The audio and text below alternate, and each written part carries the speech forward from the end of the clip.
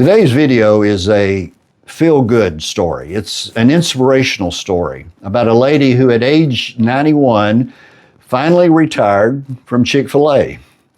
My wife and I had the chance to meet this lady, affectionately known as Miss Marie. We would go into Chick-fil-A and get some chicken and maybe a cup of tea, and she would be working the dining room floor, walking about, cleaning off tables and greeting customers and asking if you needed a refill on your tea or coffee, and if you did, she'd take your cup to the front and fill it up and bring it back to you, and sometimes stand there and chat with you for a few minutes. When she finally retired at the age of 91, one of the local television stations came out to do a story on her, and I'm going to put a link to that YouTube video here toward the end of this video, and I hope you'll go watch that, and that'll give you a chance to kind of meet her in that way. But first, I just want to mention some of the valuable lessons that I believe we learn from her. And one is that energy does not come from age, but it comes from purpose. You know, there are a lot of 30-year-olds that can't seem to drag themselves out of bed to go to work. It's misery for them.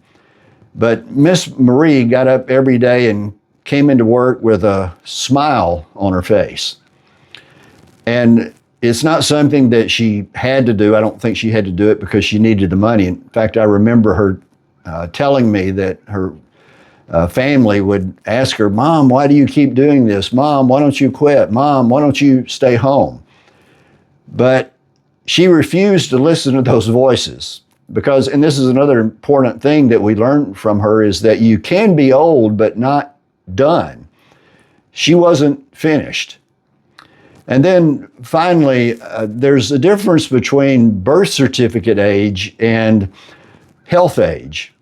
You know, you can get your birth certificate out and you can see from that how many years you've been alive. But health age is something different. And a person might have a birth certificate age of 30 but have a health age of 60. Or someone like Miss Marie might have a birth certificate age of late 80s, but in terms of her health is more like she's 50 or 60 years old. And why is that? Well, I think there's several reasons. One, she moved every day. I mean, she got up and came into work and walked the dining room floor. I have no idea how many steps she took in a day, but it had to be in the thousands. She stayed socially connected. She talked with people every day. She met new people every day. And finally, she felt needed. She felt like what she was doing was providing value to other people, and certainly it was, but she had a place where she belonged. Well, Miss Marie certainly challenges us all, and if a 91-year-old can do that, then the rest of us who are younger have no excuse for saying we're running out of steam. I hope you'll watch the video that the local news station did on Miss Marie, and that you also subscribe, because I'm planning on doing some sit-down interviews with some what I call retirement renegades, people like Miss Marie who refuse to sit down, shut up, and disappear, who are still out there making things happen and living life. Until next time.